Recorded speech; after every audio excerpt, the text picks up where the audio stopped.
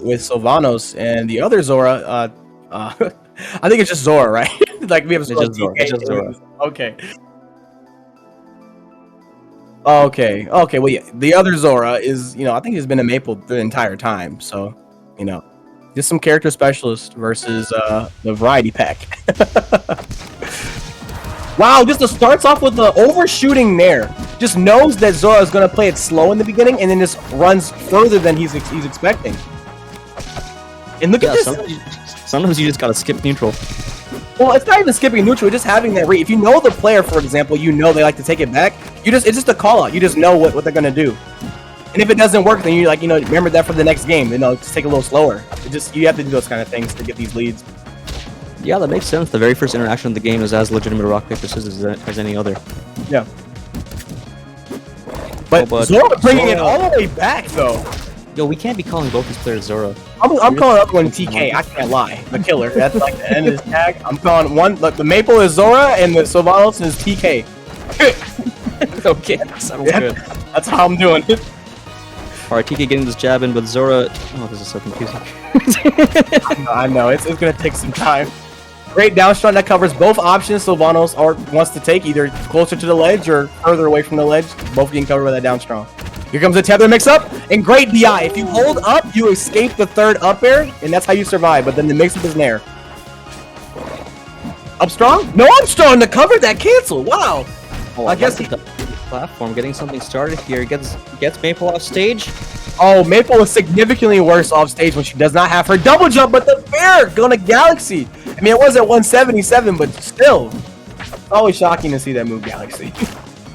Yeah, absolutely. And we're tied 2 stocks apiece. Higher percent on Maple, though, which is a little bit scary because Maple's a pretty light character, but, I love getting combos on. This great advantage state so far from Zora here. It's going to take Maple's conversions all the way. Almost getting the stock. You see, now TK actually wanted to preserve all his resources there, but he wasn't able to actually make it without expending at least one of them with how low he was with that up B. So he just dies for it. He could have easily double jumped, could have easily air dodge up B, but just wanted to preserve those options and just go for the raw up B.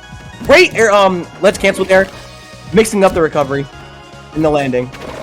A lot of drop zone fares here coming from Zora. Yeah, it's a little interesting. I mean, I can understand the motivation to try to end the stock as quickly as possible, and right there he does it. He ends the stock as quickly as possible. 180, why not?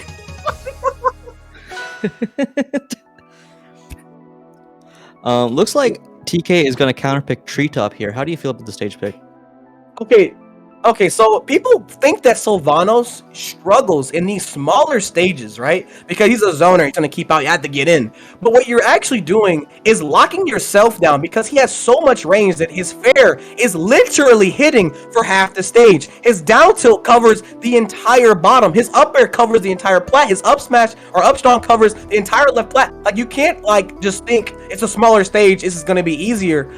When his range covers the entire stage too, and it's not like he's a slow character. He's very fast. He can use these plats, use everything to actually move around and get around quick and be mobile. So it's not as easy as it may seem at first.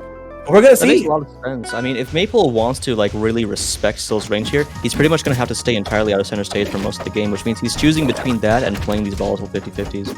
Yeah, I mean, I genuinely love taking people to this stage just because of the range. So let's see if Zora gonna do the same thing here or succumb to the Maple pressure.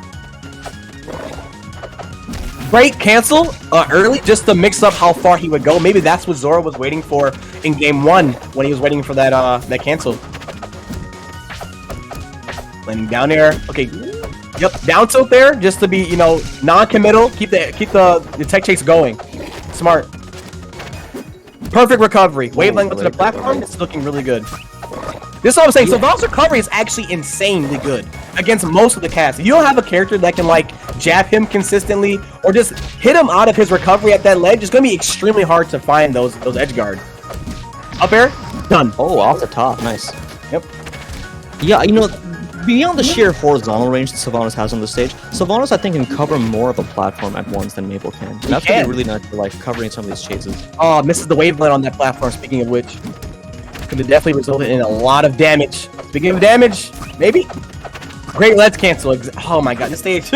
Yeah, these platforms for Sylvanos are just gonna be so good for recovery. I have so many mix-ups. Great DI. Oh, good cancel. I actually do not agree with that cancel on that up B for TK there, because if you cancel like that, Maple can like just up air you while she's recovering, or up B you while she's recovering and continue advantage state. But if you just dig into the wall, well then you're back on stage immediately. You don't have to deal with the mix-ups or get hit like that. But doesn't result. Go ahead. Don't you also threaten your own mix-ups against Maple when she's in a precarious position herself? Because once you get that cancel, you can wall jump, try to get a hit in. You can, but like your options are just inherently slower than most of Maple's aerials, or mainly just nair and back air. Wow, but that down smash gonna take it. Honestly, I'm kind of surprised that TK has been down this game. Doesn't, to be honest, feel pretty even. So I don't know. I guess I just assumed he would be in the lead here most of this game. It feels like Zora the Maple has had no real issue in just contesting center stage, playing the rushdown style on this matchup, keeping Sylv in kind of a poor position sometimes, and once again going for a tether up air and will take the game and the set 2-0. Oh, you always got a DI for the up air. You always got to hold up. You got it, because the nair is not gonna kill there without you're holding like away. So you just hold up for that third up air. That's one thing that's gonna kill that at that height. So dang, I can't believe he actually took that game. I can't believe it. Wow. Yeah, good stuff. One thing I've noticed about the Maple up air is that for bigger bodied characters, sometimes you have to be a bit more preemptive with holding up. And it could just be that, I mean, I feel like in that situation, like that should have been the correct thing to predict, but it could have just been that he wasn't like trying to call that at that time. Yeah, that's very true. We have Cheesy Potato versus Codec. Hey, Julie. This is going to be awesome. We have Julie Crag versus Codec Rano. That's going to be interesting. So, I feel like Rano, I think he loses this matchup, actually. The edge guards are just too brutal in my head. It's way too brutal.